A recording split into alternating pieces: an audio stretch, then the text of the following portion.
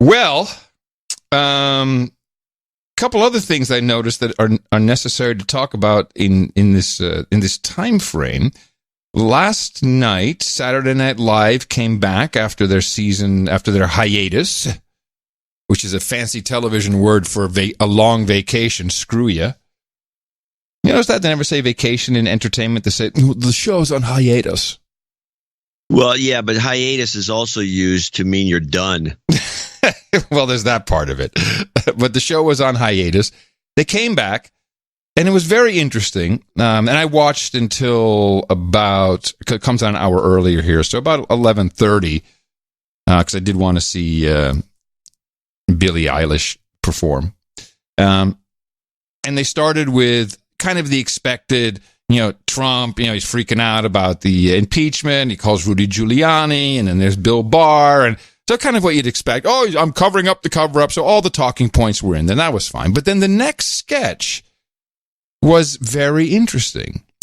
They had actors playing the top candidates, so Bernie, Kamala, Biden. It was Woody Harrelson played Joe Biden very well. It got Warren, I think, Pete Buttigieg, Cory Booker for 3 seconds. They made jokes about it, but then they went through the top contenders and they made a laughingstock out of all of them. Joe, Elizabeth, Kamala, who somehow they were able to, she had some description for herself, and it wound up being that she is a funt. It's like a family with a bunt cake or something, and that's why I'm a funt. Obviously, them signaling to the world, we think she's a see you next Tuesday. Elizabeth Warren, like a whack job. Marianne Williamson, very funny. But they really didn't show, because I was waiting. It's like, okay, are they going to make less fun of one person or more fun? No, this is how they ended it. Mr. Trump, no one is above the law.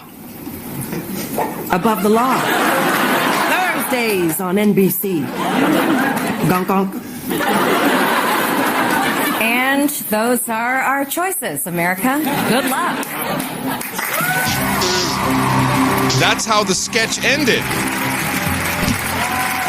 So here's the most liberal of programs on the most liberal of networks making fun of all of the Democratic candidates and actually saying, good, well, here she comes. Duck! Duck, John, duck, duck, duck! Here she is, she's swooping in! Sunday morning, CBS, this morning. Shortly before House Speaker Nancy Pelosi announced a formal impeachment inquiry this week, Hillary Clinton told CBS Sunday Morning the president's actions need to be investigated. You lived through an impeachment as First Lady in the Clinton administration. What is your view today on Donald Trump's prospects for impeachment? Well, my view is that given this latest revelation, which is such a blatant effort to use his presidential position to advance his personal and political interests, there should be an impeachment inquiry opened. And I don't care who you're for in the Democratic primary or whether you're a Republican. When the President of the United States, who has taken an oath to protect and defend the Constitution, uses his position to, in effect, extort a foreign government for his own political purposes, I think that is very much what the founders worried about in high crimes and misdemeanors. The former Secretary of State who lost the 2016 presidential election revealed why she does not think President Trump will be reelected. She and her daughter Chelsea also discussed their new book.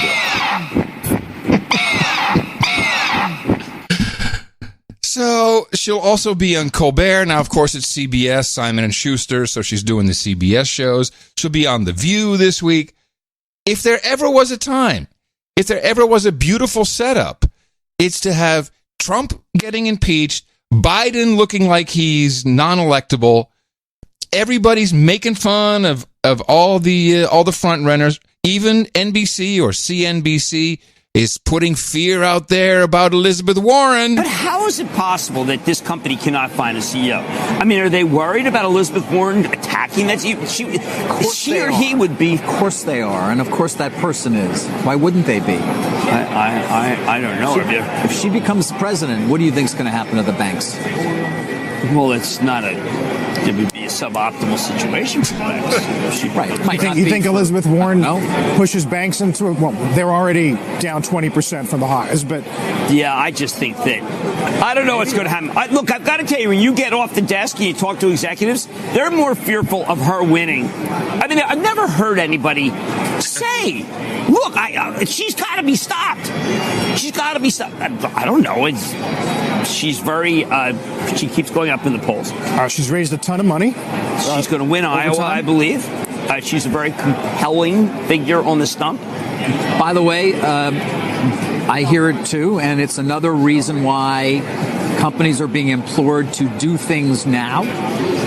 If you want to get something done, you really think M&A or anything, think about doing it soon, because come early to mid 2020, if Elizabeth Warren's rolling along, everybody's going to be like, that's it. So you're hearing it too. Oh, yeah. Yeah, they're all hearing it. The banks won't even... Yeah, I actually linked to a CNBC article in the newsletter that talks about this problem, because they're the bankers, and Hillary, by the way, is the banker's person, which makes this even seem more even insidious. Better. Yes. CNBC and NBC, Comcast, MSNBC, we know they're the real Democrat spokespeople, all of them. And they're and Comcast, NBC was involved in that event that you mentioned distributors, earlier. Just a presentation partner of Global Citizen Festival. So they're all in, and so they're controlling the narrative, and they're the ones you have to assume, because of the bit because I didn't see it.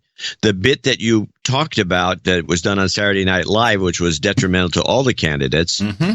This is all being set as a setup for Hillary to come in, and it'll be after the next debate. She'll jump in. No, she will not jump in. She'll be drafted. She'll be forced to come in. She's going to swoop in, John. She's going to swoop in. Yeah, like a reptile. A reptile she is. She doesn't sweat, Pterodactyl. She didn't like the reptile she is. That's right. So, this is beautiful to watch, especially since I've never taken her off the list of candidates. And here's the weirdest thing. I am personally excited for you. I don't care about the world, about our country, about the show. I'm really excited for you. This is a win I want you to have. 3 years. I'm hoping to. 3 years. I want you to have who gives a damn about the country? It'll be great for the show, obviously. Well, yeah.